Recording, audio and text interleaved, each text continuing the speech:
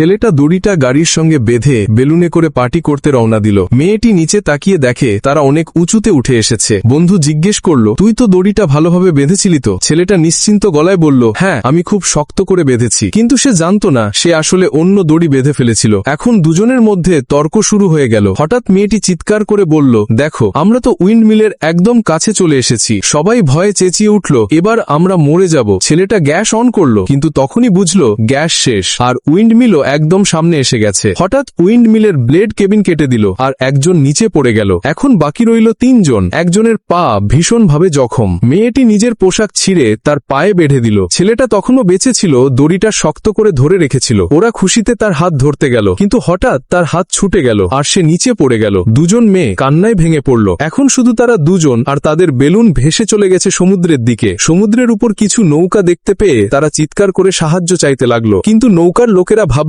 তারা হাত নাড়ছে শুধু হাই বলার জন্য। হঠাৎ অজ্ঞান ছেলেটির জ্ঞান ফিরে এলো। সে দাঁড়িয়ে উঠে সাহায্য চাইতে গেল, কিন্তু হোঁচট খেয়ে সমুদ্রে পড়ে গেল। বেলুনটিও ধীরে ধীরে পানিতে নেমে এলো। ওরা ডুবে যেতে লাগলো। ঠিক তখনই সিলিন্ডার